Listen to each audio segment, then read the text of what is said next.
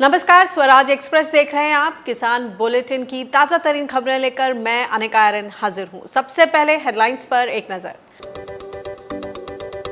पूर्व प्रधानमंत्री राजीव गांधी की जयंती पर किसान न्याय योजना की दूसरी किश्त जारी। छत्तीसगढ़ के 18 लाख से ज्यादा किसानों को मिला लाभ। गोधन न्याय योजना का भी हुआ भुगतान। उत्तर प्रदेश में यूरिया की किल्लत की समस्या बरकरार। कोरोना संकट के बीच समितियों के बाहर धक्के खाने को मजबूर किसान। 31 अगस्त को कांग्रेस करेगी प्रदर्शन। मध्य प्रदेश में सोयाबीन की फसलों में इल्लियों का प्रकोप। हरदा, सीहोर और देवास में फसलों को भारी नुकसान। किसानों ने उठाई फसल बीमा क्लेम और मुआवजा देने की मांग। और राजस्थान में इंदिरा रसोई योजना की शुरुआत। सीएम अशोक गहलोत ने जयपुर में इंदिरा रसोई का किया उद्घाटन। गरीबों को 8 रुपए में मिलेगा भरपेट खाना। और अब खबरें विस्तार से। पूरे देश ने पूर्व प्रधानमंत्री स्वर्गीय राजीव गांधी को उनकी 76वीं जयंती पर याद किया। इस मौके पर छत्तीसगढ़ सरकार ने किसान न्याय योजना और गोधन न्याय योजना के तहत दूसरी किश्त जारी करने के साथ तेंदुपत्ता संग्राहकों की मजदूरी का भुगतान किया। राजीव गांधी जी की जयंती पर किसानों, पशुपालकों और तेंदुपत्ता संग्राहकों को अपनी 3 महत्वपूर्ण योजनाओं की राशि छत्तीसगढ़ सरकार ने पूर्व पीएम राजीव गांधी की जयंती के मौके पर उनके नाम से चल रही किसान न्याय योजना की दूसरी किस्त जारी की। इसके तहत 1500 करोड़ रुपए किसानों के खाते में ट्रांसफर किए गए। 5100 करोड़ रुपए की बजट वाली इस योजना की दूसरी किस्त से धान, गन्ना और मक्का उगाने वाले 18 लाख से ज्यादा किसानों को फायदा मिला है। किसानों के साथ न्याय करते हुए राजीव गांधी किसान न्याय योजना, जिसके पहली किस्त 21 मई को राजीव जी के शहादत के दिन हम लोगों ने इसकी शुरुआत की थी, वहीं आज उनके जयंती के अवसर पर दूसरी किस्त, जिसमें 1500 करोड़ रुपए की राशि किसानों के खाते में डाले जाएंगे। ये गोधन न्याय योजना, जिसमें प्रति किलो 2 रुपए के हिसाब से गोबर खरीदा जा रहा है। इसके तहत 5 अगस्त को 50,000 पशुपालकों को 1,65,00,000 रुपए का भुगतान हम लोगों ने किया था। आज दूसरा किस्त हम लोग जारी कर रहे हैं, जिसमें 76,426 पशुपालक हैं, उसके 4.5 करोड़ रुपए का भुगतान किया जाएगा। सीएम भूपेश बघेल ने गोधन न्याय योजना के तहत 77,000 पशुपालकों को 6 करोड़ 17 लाख रुपए का दूसरा भुगतान करने का भी दावा किया। इसके तहत गांवों के अलावा शहरों में भी गोबर की खरीद की जा रही है। इस गोबर का इस्तेमाल वर्मी कंपोस्ट बनाने में हो रहा है। सरकार इससे पशुपालकों की आय बढ़ने, आवारा मवेशियों की समस्या दूर होने और जैविक खेती बढ़ने की उम्मीद कर रही है। सरकार का यह भी दावा है कि इस योजना से भूमिहीन पशुपालकों को सबसे ज्यादा फायदा पहुंचा है। कह सकते हैं कि जो लैंडलेस लेबर है, वो गोबर बेचने वालों की संख्या जो है 71.2% है। तो इस प्रकार से लैंडलेस लेबर के आय में वृद्धि करने का जो काम है, इसके माध्यम से होगा। उसी प्रकार से वर्मी कंपोस्ट भी हम लोग बनाएंगे। ये श्वेत क्रांति जो इंदिरा जी के जो सपना था, उसे हम छत्तीसगढ़ में साकार करने में सफल होंगे। तो इस प्रकार से और एक बड़ी बात होगी कि हम लोग अब जैविक खेती की तरफ बढ़ेंगे। जब हमारे पास वर्मी कंपोस्ट पर्याप्त मात्रा में होगा, तो निश्चित रूप से हम जैविक खेती की तरफ बढ़ेंगे। पशुपालकों से 2 रुपए प्रति किलो के हिसाब से गोबर खरीदने की ये देश और दुनिया की अपनी तरह की पहली योजना है, जिसकी सफलता दूसरे प्रदेशों के लिए भी उदाहरण बन सकती है। Bureau report, Swaraj express.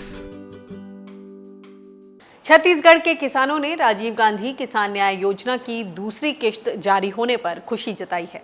उनका कहना है कि कोरोना संकट में सरकार से मिलने वाली इस मदद से खेती करने में आसानी हुई है। इससे खाद बीज खरीदने के लिए उधार नहीं लेना पड़ रहा है। तो बघेल सरकार दिए थे 1800 पहले समर्थन मूल्य पे दिए थे और अभी 420 के लगभग प्रति क्विंटल के द्वारा दे रहे हैं।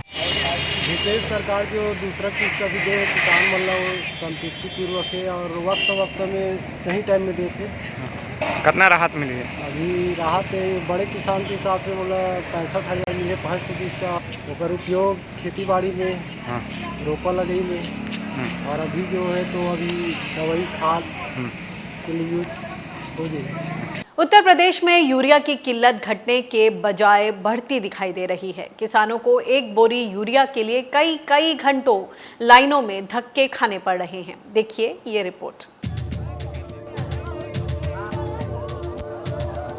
कोरोना का गहराता संकट, सोशल डिस्टेंसिंग की धज्जियां उड़ाती ये भीड़ किसानों की है, जो एक बोरी यूरिया के लिए यूं धक्के खाने को मजबूर हैं। ये तस्वीरें हैं उत्तर प्रदेश के बाराबंकी जिले की, जहां सहकारी समितियों पर ऐसी भीड़ आम हो गई है। किसान यूरिया पाने के लिए सहकारी समितियों के बाहर सुबह 5 बजे से लाइन लगा लेते हैं, फिर भी इन्हें खाली हाथ लौटना पड़ता है। परेशानी ये आ रही है कि सर ये बोलते हैं कि लाइन में लग जाओ, सुबह तक या शाम तक मिल जाएगी खाद। 5 बोरी को नियम बोलते हैं, एक भी बोरी नहीं मिलती है। 15 तारीख से सारे लोड नहीं, वहाँ तक नहीं मिली खाद। तो और लोगों को कैसे मिल जा रही है? ये सर जो है अगर पंडित को या कोई अधिकारी का फोन आ जाए उसको 5 बोरी या 50 बोरी दिए में तैयार। अच्छा, किसानों को नहीं मिल पा रहा है? नहीं सर, आज 5-7 दिन से तो एक बोरिया नहीं मिली। अच्छा, हाँ क्या बता रहे हैं यहाँ पे? अरे गरिया जब दूर भगा दिए थे कि बताओ कहाँ है, ओके लगे पहुँचे गए भगा चलो ओके लगे जाओ पहुँचे जाओ तो बाराबंकी ही नहीं, अयोध्या से लेकर सोनभद्र तक किसानों को यूरिया की किल्लत का सामना करना पड़ रहा है। इस बीच यूरिया की कालाबाजारी ने भी किसानों की समस्या बढ़ा दी है। हालांकि अधिकारी इससे इनकार कर रहे हैं। खाद एक ट्रक आती है, आदमी की संख्या 500-600 हो जाती है, इसलिए जो है भीड़ ज्यादा हो जाती है। खाद 3-3, 2-2 बोरी ज्यादा आदेश नहीं है, 4 बोरी ज्यादा किसी को दें। अच्छा, अगर ये 10 दिन बाद आएंगे तो उनको खाद को मिल जाएगी दोबारा। इस बीच कांग्रेस के प्रदेश अध्यक्ष अजय कुमार लल्लू ने बीजेपी सरकार के संरक्षण में यूरिया की कालाबाजारी होने का आरोप लगाया है। उन्होंने इस मामले में 21 अगस्त को पूरे प्रदेश में आंदोलन करने का ऐलान किया है। उत्तर प्रदेश के बाराबंकी से सरफराज वारसी के साथ bureau report, Swaraj express. Madhya Pradesh में सोयाबीन की फसल इल्लियों की चपेट में है। इसमें सफेद मच्छर का भी प्रकोप देखा जा रहा है। इससे हरदा, सीहोर और देवास जिलों में सोयाबीन की फसल को भारी नुकसान पहुंचा है। इससे परेशान किसानों ने खराब फसल लेकर प्रदर्शन किया। किसानों ने प्रदेश की शिवराज सरकार पर समस्या की अनदेखी करने का आरोप लगाया। उनका कहना है कि बार-बार शिकायत करने के बावजूद कृषि विभाग के अधिकारी ध्यान नहीं दे रहे हैं। किसानों ने शिवराज सरकार से फसल नुकसान का बीमा क्लेम और मुआवजा दिलाने की मांग की है। आज ये स्थिति है सोयाबीन की कि एक फली नहीं बची, पूरा सोयाबीन नष्ट हो गया। किसान क्या करे, किसके पास जाए, कोई सुनने के लिए आज तक तैयार नहीं है। स्थिति यह है कि किसान अपनी जेब का पैसा लगा के खेत को सफा करेगा। ये स्थिति आज की कंडीशन में पूरे देवास जिले में है। सोयाबीन की फसल पूरी मेहनत और पूरी लागत के बाद पूर्ण रूप से नष्ट हो चुकी है। मैं प्रदेश के मुखिया श्री शिवराज सिंह जी चौहान से कहना चाहता हूं कि ये झूठ मूठ की राजनीति छोड़िए और धरातल पर आइए। आपसे निवेदन है कि इस फसल का उचित मुआवजा और उचित बीमा किसानों को दिलवाइए, अन्यथा किसान आपको अच्छे से समझ चुका है। आने वाले समय में आपको घर वापसी भेजने में किसान का अहम योगदान रहेगा। और सोयाबीन को लेकर जिस तरह की दिक्कतें पेश आ रही हैं किसानों के, आपने देखे कितने परेशान हैं। किसानों ने आंदोलन भी किया है। इसको लेकर समझते हैं हमारे साथ सोयाबीन रिसर्च सेंटर ICAR के तहत आता है इंदौर से साइंटिस्ट लक्ष्मण सिंह राजपूत जी जुड़ गए हैं। डॉक्टर लक्ष्मण सिंह जी, आपका बहुत बहुत स्वागत है किसान बुलेटिन में। ये किसानों की जो दिक्कत किसानों को पेश आ रही है, सीहोर, होशंगाबाद, हरदा, हम देख रहे हैं कि किसान बहुत ज़्यादा परेशान हैं। यहाँ तक कि फसलों को हाथ में लेकर वो सड़क पर निकले हैं और इसको लेकर उन्होंने आंदोलन भी किया कि उनको इसका मुआवजा मिले। और शिवराज सरकार पर आरोप भी लगाया कि वो कई दफ़ा शिकायत करने के बावजूद उनकी शिकायत की कोई सुनवाई नहीं हो रही है। तो मैं आपको बताना चाहता हूं कि जिस परिस्थिति में वर्तमान में हम हैं, तो उस समय हमारे पास में दो मुख्य, एक तो कीट और एक बीमारी, जो हमारे मुख्यतः खेतों के अंदर हम आराम से देख सकते हैं, जिसके कारण सोयाबीन में थोड़ा पीलापन भी हम देख पा रहे हैं। क्योंकि जिन किसान भाइयों ने सीड ट्रीटमेंट नहीं किया है, उन किसान भाइयों के पास में ये दिक्कत ज्यादा है, और जिन्होंने भी JS 9560 या कोई भी ससेप्टेबल वैरायटी लगाई है, तो उन किसान भाइयों की ये दिक्कत बहुत अधिक है। तो मेरा किसान भाइयों से अभी अनुरोध है कि सबसे पहले तो आप ये देख लें कि आपके फील्ड में कीट की तीव्रता अधिक है या फिर बीमारी की तीव्रता। इसको पहचानने के लिए बहुत ही आसान काम है। आप जो भी पौधे पीले पड़े हैं, उन पौधों को चीर के देख लें। उसके अंदर अगर आपको कीड़ा दिखेगा तो ये कीट की वजह से है। अगर उसके अंदर कोई भी प्रकार का कीड़ा नहीं है पौधे के अंदर, जो पौधे के तने में, तो आप पौधे की पत्तियां देखें, पत्तियों के ऊपर भूरे रंग के धब्बे दिखते हैं, या फिर जो पत्तियों का तना है उसके अंदर भूरे रंग की लाइनें दिखती है, लंबी लंबी लाइनें, या तना पूरा काला हो गया है, या फिर जो पत्तियों के पीछे की जो सतह है वो पूरी की पूरी भूरी हो चुकी है, तो वो बीमारी की वजह से है। तो मैं किसान भाइयों को अनुरोध करना चाहता हूं कि अगर ऐसी परिस्थिति में है तो कीट के नियंत्रण के लिए हमारे पास में एक दवा है, लेम्डासाइलोट्रिन प्लस थाइमिथॉक्सोम, जो आपको लगानी है 125 ml पर हेक्टर के हिसाब से। उससे, क्योंकि ये कीट तना मक्खी है, और ये तना मक्खी का जो मुख्यतः होता है कि तने मक्खी ज्यादातर जो तने के अंदर टनल कर देती है। टनल मतलब तने के अंदर एक सुरंग बना देती है और वो वहीं खाती रहती है। तो इसके बाद में वो तने से बाहर निकल जाती है एडल्ट बन के, मतलब बाहर एक छोटी सी मक्खी के रूप में। तो आपको एक एग्जिट होल भी दिखेगा, जैसे जहाँ पे वो निकलेगी वहाँ पे उसके निकासी का एक छोटा सा होल भी दिखेगा तनों पे। इससे भी आप आराम से इसको पहचान सकते हो जी। तो तना मक्खी के नियंत्रण के लिए हमारे पास में जो दवाई है वो है लेम्डासाइलोट्रिन प्लस थाइमिथॉक्सोम 125 ml पर हेक्टर के हिसाब से, और 500 ml लीटर पानी के हिसाब से पर हेक्टर में अगर आप इसको छिड़काव करते हैं, और अगर प्रकोप अधिक होता है तो एक और बार छिड़काव करना पड़ेगा 15 दिन के बाद में। और अगर तना मक्खी नहीं है और बीमारी है, तो ये बीमारी है एंथ्रेक्नोज, और एंथ्रेक्नोज बीमारी के लिए हमारे पास में कई केमिकल हैं, जैसे टेबुकेनाजोल है, जिसको 625 मिलीलीटर पर हेक्टर पे लगा सकते हैं, या टेबुकेनाजोल प्लस सल्फर है, जिसको 1 किलो पर हेक्टर पे लगा सकते हैं, या पायरोक्लोस्ट्रोबिन है, जिसको 500 ग्राम पर हेक्टर के हिसाब से लगा सकते हैं, या हेक्साकोनाजोल जिसको 800 ml पर हेक्टर के हिसाब से आप छिड़काव कर सकते हैं। इनमें से किसी भी एक रसायन का उपयोग आप बीमारी के नियंत्रण के लिए कर सकते हैं, जिससे कि जो आगे बीमारी फैलेगी नहीं। और अगर आपको लगता है कि 10-15 दिन के बाद में बीमारी थोड़ी और फैल रही है, तो एक बार इन्हीं में से ही किसी एक फफूंदनाशी का एक बार और स्प्रे कर दें, जिससे कि आपकी ये बीमारी नहीं होगी। अब जब ये बीमारी आ ही चुकी है, तो अगले वर्ष से मैं किसान भाइयों से निवेदन करना चाहता हूं कि अगले वर्ष से कृपया बीज उपचार जरूर करें, क्योंकि बीज उपचार ही सबसे उचित साधन होता है इन बीमारी और कीड़ों के लिए। तो हमारे पास में बीज उपचार के लिए थाइमिथॉक्सोम एक केमिकल है, जो आपको 10 ml थाइमिथॉक्सोम 30 FS, जो आपको 10 ml पर kg सीड के हिसाब से लेना है।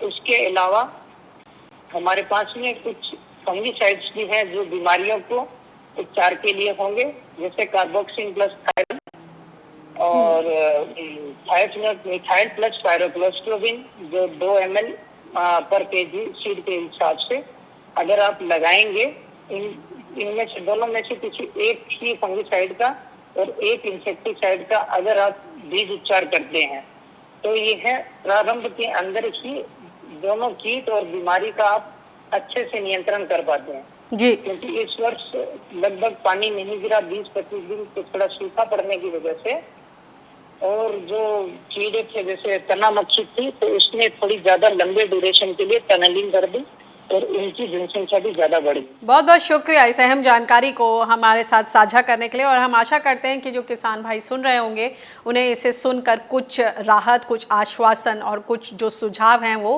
काम के लगेंगे। बहुत बहुत धन्यवाद इस बातचीत के लिए। हरियाणा में बीते दिनों से लगातार जारी बारिश और जल जमाव से फसलों को भारी नुकसान हुआ है। हिसार, भिवानी और जिंद जिले के कई गांवों में कपास, बाजरा, ग्वार जैसी फसलों को बर्बाद होते देख रहे हैं किसान। हिसार जिले के करीब 25 गांव में बीते 1 महीने से जल जमाव से हालात बेहाल हैं। हालांकि अधिकारियों का कहना है कि इलाके में जल जमाव की समस्या को काफी हद तक नियंत्रित किया गया है, लेकिन मौजूदा स्थिति का आलम इन तस्वीरों से समझा जा सकता है, जहां खेतों में अब काई तक जम गई है। वहीं जिंद में भी जल जमाव ने फसलें चौपट कर दी हैं। इनमें वे किसान भी प्रभावित हैं जिन्होंने मेरा पानी मेरी विरासत योजना के तहत धान की जगह अन्य फसलों की खेती की, जिसके बदले सरकार ने प्रति एकड़ 7,000 रुपए देने की घोषणा की थी। किसानों का आरोप है कि ना तो अभी तक प्रोत्साहन राशि मिली है और ना ही फसल नुकसान का सर्वे हुआ है, जबकि किसान बीते कई दिनों से सर्वे कराने की गुहार लगा रहे हैं। जब तक सर्वे नहीं होगा, ना तो किसानों को प्रधानमंत्री फसल बीमा योजना का फायदा मिलेगा और ना ही राज्य सरकार की तरफ से मुआवजा। सरकार ने कहा था कि 7,000 रुपये प्रति एकड़ के हिसाब से देवांगे, और ना तो आज तक वो 7,000 रुपये प्रति एकड़ के हिसाब से किसान को मिले हैं। और जल भराव के कारण, बरसात ज़्यादा होने के कारण सारी कॉटन की फसल और बाजरे की फसल बर्बाद हो रही है। और आज ना तो सरकार मुआवजा दे रही है, ना ही बीमा कंपनियां बीमा दे रही हैं।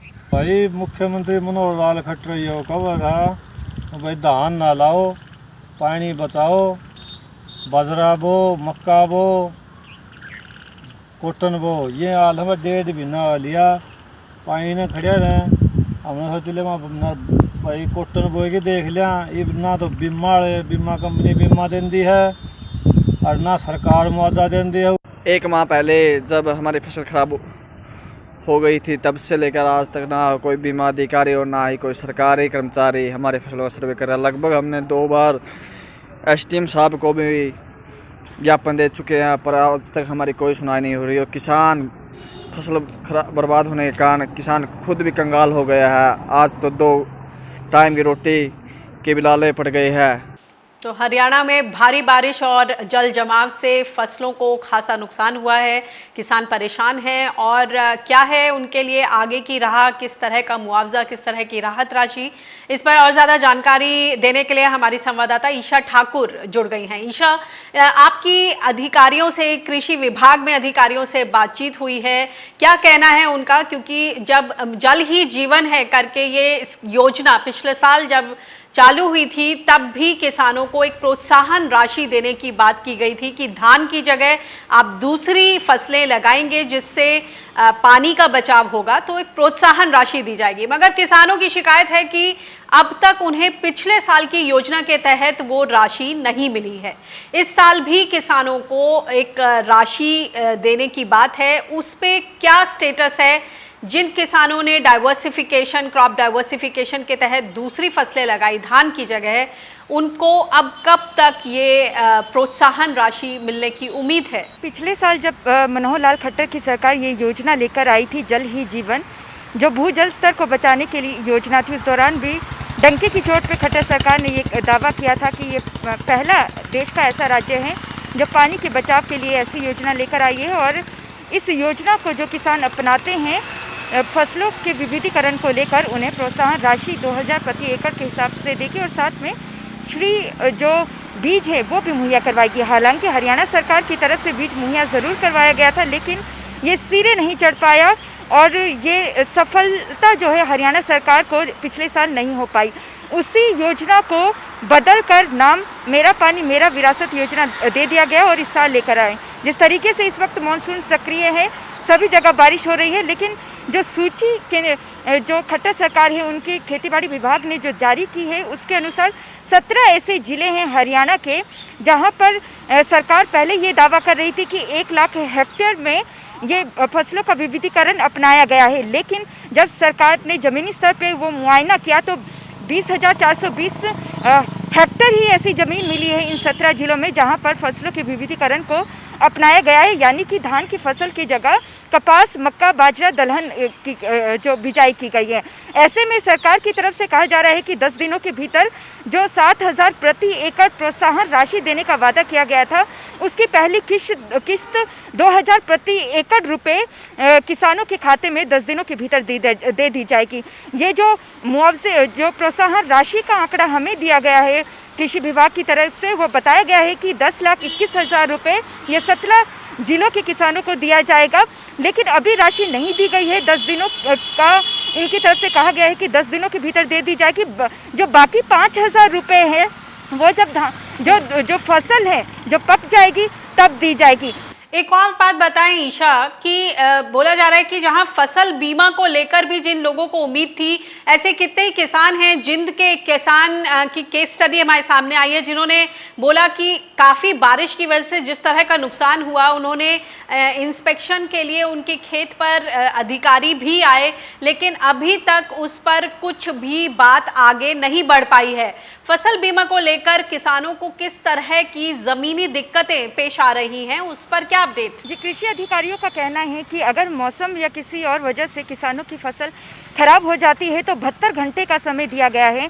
3 दिनों के भीतर किसान खेतीबाड़ी विभाग के पास जाकर ये सूचित कर सकता है कि उनकी फसल का नुकसान हुआ है। जैसे फसलों के विविधीकरण को लेकर सरकार ने कहा है कि प्रोत्साहन राशि दी जाएगी।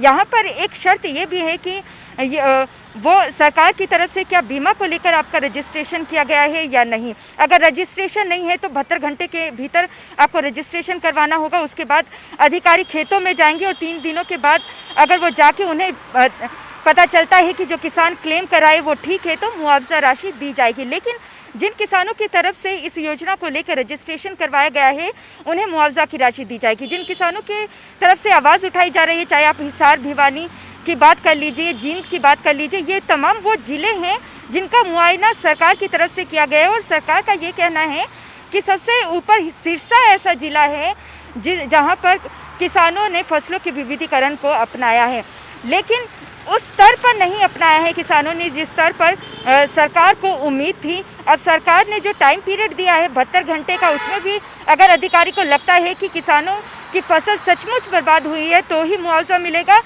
उसके लिए अगर उन्हें लगता है कि नहीं खराब हुआ है तो नहीं मिलेगा। तो ऐसे में विपक्ष भी सवाल इसी मुद्दे को लेकर उठा रहा है।